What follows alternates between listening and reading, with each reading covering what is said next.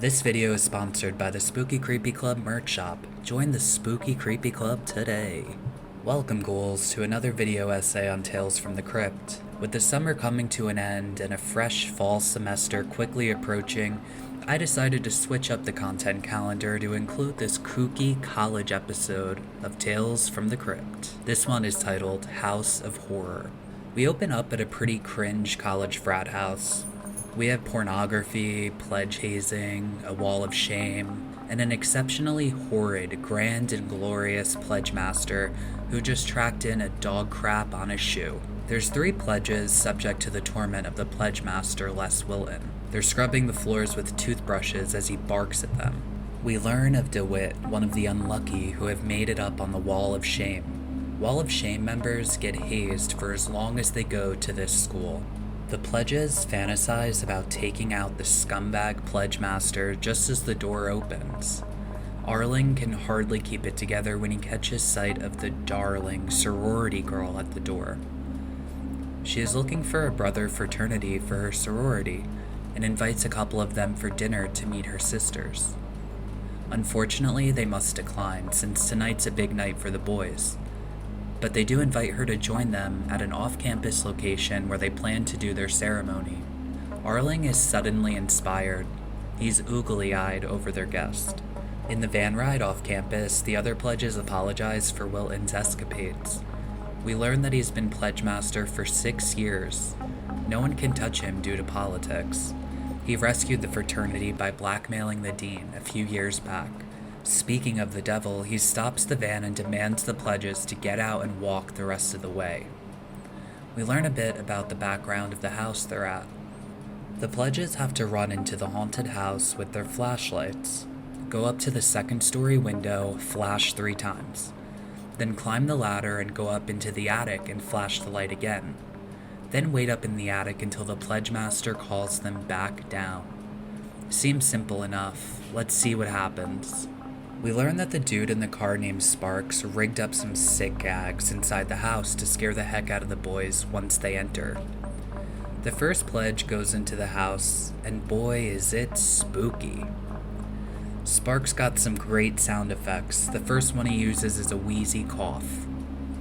The first pledge is spooked once he reaches the cloaked gag at the top of the first set of stairs. It bobs down and nearly gives him a heart attack. We hear a rumbling chainsaw noise, but it isn't Sparks. The pledge master tells him to can that sound effect. The killer is an axe killer. We see the pledge flash his light at the first window, but then we hear a similar yell. It was the pledge. The next pledge heads inside, but Arling sees a man with an axe in the top window and he yells at his pal to warn him. It's of no use. As the pledge walks up the first set of stairs, he touches the railing, which is covered in blood. Well, actually just some strawberry jelly. He reaches the 2nd floor and we hear a howl and an arm flies out of the 2nd-story window. The detached arm looks real. The 2nd pledge, up in the house still, is pissed. Then something odd happens. We hear the chainsaw noise and the scream noise at the same time.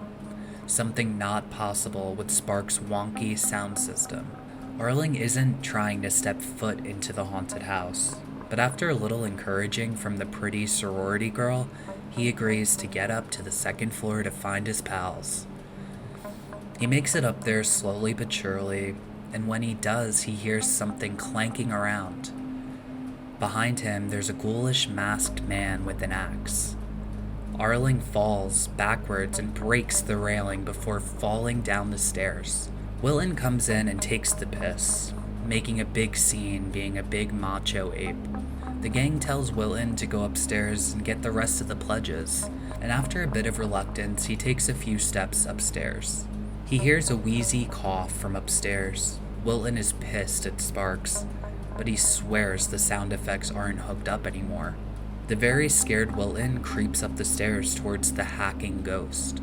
Wilton asks another brother to come up there with him, but no one bites. They tell him he needs to take care of it or his ass is getting thrown out of the fraternity.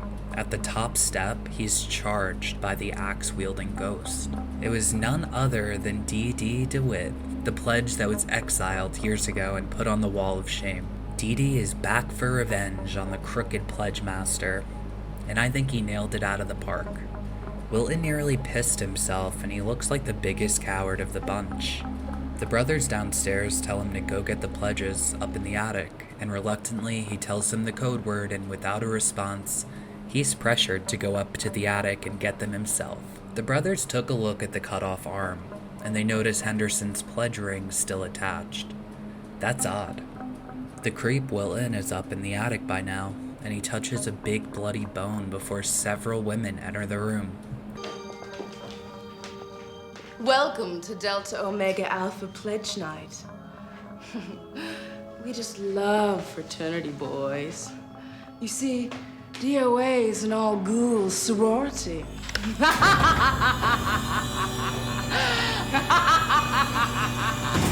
You're about to become Delta Omega material now. Dinner. See, Les? You get your dinner date after all. And I'm just so famished for a man. Remember pledges. Eat every bite or you'll end up on the wall of shame.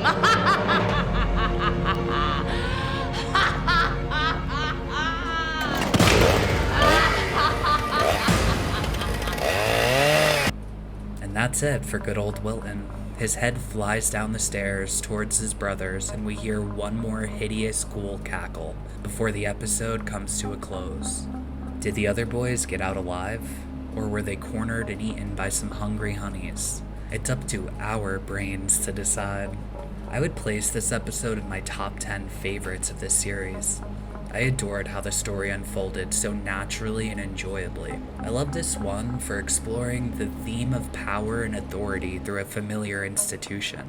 Although I'm not a part of a fraternity, and I'm sure many of you weren't either, I think we can understand the power dynamics here and see a Wilton archetype in all of our lives, whether in the office or at the gym. In my opinion, there's something cringy about a male obsessed with masculinity or machismo.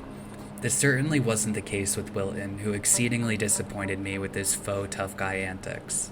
This episode was spot on at identifying and portraying this type of person. I found it relatable and exciting knowing that the comeuppance was closing in on this bad dude. The writer of this episode, Bob Gale, was in a fraternity at USC in the 70s. My dream school. Mr. Gale also wrote an episode of Kolchak the Night Stalker, which I gotta check out. Shout out to Dee for introducing me to that show. Mr. Gale also worked on most, if not all, of the Back to the Future franchise. Bob Gale is also credited in the Tales from the Crypt movie, Bordello of Blood. I'll leave a link to that film down below. I highly recommend it if you're a fan of the series. Use my links and help the channel out. I'd like to thank my beloved patrons for making this video possible. The slow and steady grind to monetizing this channel is made hundreds of times better by those who contribute small dollar donations over on Patreon. Producing free content sucks up quite a bit of my time, and your donations help me justify it. I love you all so much, and I endlessly appreciate your continued help with making this channel improve. I decided it's best to continue my normal upload schedule moving forward. I will only be posting on Saturdays at 3 p.m, and if that changes, I'll be sure to tell you in an upcoming video.